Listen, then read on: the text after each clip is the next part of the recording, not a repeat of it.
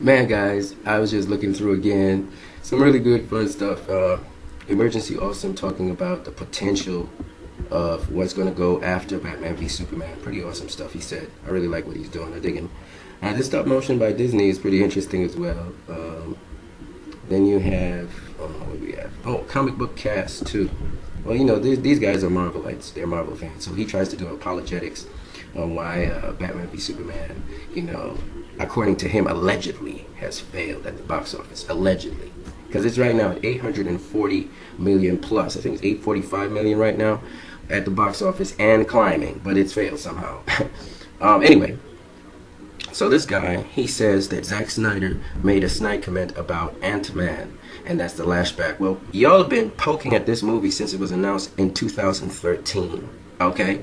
You were the guys that were saying, oh, the casting, why are they pitting Batman against Superman? That's not going to be any battle, even though it's been in the comics like forever. So, point number one, friend, you're wrong. Then he says the Rotten Tomato scores are really credible because they hyped up the movie too much before it went in. Well, point number two, most of the critics didn't like this movie and they slammed it, okay? But people who watched the movie, not even fans of DC Comics, liked it. And I've got on my channel literally people coming out the cinema talking about how they liked it.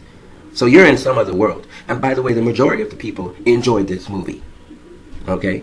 Some of them really liked it. It was like the second coming. Some of them said it was a good movie, it was solid. And some of them said it was good, but I think it could have been better. And while I liked it and enjoyed it, it wasn't the greatest thing I've ever seen. Okay? And those are the majority of the people that liked the movie. Then you had some people who were like, meh. And then you had some people who just, Franco Man, hated the movie. Alright? And then you had people who had agendas, like yourself, and like other people on there who were trying to get this movie sunk so Civil War could shine. And they wanted this movie to flop. And it failed to do that. It instead succeed. 800 million was what they all said was the projected outcome and income this movie needed to make to be financially successful. And what people don't know is the Avengers movie, they also needed to get over $1 billion in their case to be financially successful. Okay? Their budget was huger because they had more special effects, obviously, than Batman v Superman, to become profitable. Okay? And this is only the second DCEU film. So this is why these guys are quaking in their boots, because this is the second film. And unlike Green Lantern, which he refers to because he realizes that the DCU is coming, unlike Green Lantern, this movie literally came off the ground and has started and sparked everything else that needs to be DCU. Everything else is connected to this movie. It's literally jump-started the DCEU, unlike what Marvel could never have done, because they had to use a whole bunch of little movies to jumpstart their universe. Now, having said that, this movie is not finished raking in cash. People are not listening to you guys anymore because you lost your credibility in a concerted effort to try and sabotage a movie. And so people are not going to come in and see Civil War just for that reason. You had people who watched and supported both Marvel and DC. It has repercussions. It has a ripple effect. When you go and you do evil things and you try to sabotage other things, which people realize are good stuff and that you are doing it out of the evilness of your heart, you sabotage your own product. You're like Lex Luthor. You unleash Doomsday, which is going to kill everybody just to destroy Superman. You can't see beyond your hate. So you don't realize you're hurting the comic book industry by saying all these negative things about a film. When people go and watch it, they realize this film is not as bad as the critics are saying. The minute people say that, hurts you. You guys are doing just like Mayweather versus Pacquiao. They were praising up Pacquiao, the fraud that he was. And they were putting down Floyd Mayweather. And Mayweather shunned and he beat Pacquiao. And then afterwards, Pacquiao, they had to make excuses.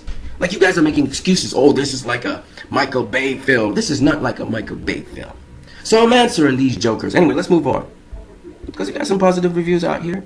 Got a guy with a parody here. He's making a joke off the movie because the movie's hot. That's why people talking about this topic all the time, right? We had this guy. We saw him already. He had a negative discussion about it. We had these dudes. You can tell they're actors by their voices, trying to play as if they play video games. It's so funny. We got pictures. We got a guy playing Wonder Woman's cover. Angry Birds doing something on it. To think that this movie had to struggle through all of that negativity that was architected negativity. The fact that this movie had to do that and still is doing so well and is still doing great. All right, here are the character arcs in Batman v Superman for those people who didn't know there were character arcs. And this is Samuel Utted. His channel is doing that. Check out Zach the Prince for his review on the movie. And he recommends the movie. I'm just saying that when I see people try to poison something and their rationale and their reasoning doesn't make sense, you start to analyze their reasoning and you start to break it down, you realize they're lying and how deceitful and dirty they are. And of course they have the Marvelites for their support base. The Marvelites are organized, I give them that. But I'm going to expose them. You don't go doing evil and poisoning a lot to try and bring up your pride. Now here's the sad thing about this whole thing, because I got to get it out there. The sad thing about this whole thing is this. If they had praised up Batman v Superman, the more they praised that product, when people would have seen Civil War, they would have ridden off that wave. And maybe Civil War wouldn't have raked in as much cash as Batman v Superman. Maybe not. But it definitely damn would have helped the Captain American line. Because Batman v Superman is not the Avengers. It's a Superman film. And what they're trying to do is push, they want Captain America to ride on the heels of that. They want Captain America to ride that way. At the end of the day, it is what it is. I was a guy who enjoyed both Marvel and DC films. I prefer DC films, but I watched Captain America, the First Avenger. I watched Spider-Man in the cinema. I loved all the Spider-Man. Spider-Man 3, 2, and 1. I was the guy that went in the cinema and watched X-Men. But I'm not going to watch Civil War. Why would I do something like that? After all of the dirtiness I've seen go down, I'm going to watch Civil War. So then I endorse it. I endorse that kind of action. Marvel must continue to just bash movies. Disney must hire people to just bash movies. No, I'm not going to endorse it. Because I like DC. And I like to see these movies because these are the movies I thirst to see. These are the movies. I don't just want a comic book superficial fight down. You're going to have those viewers who wanted to watch both Marvel and DC, and they're not going to watch Marvel because of what has been done. You guys have a great one.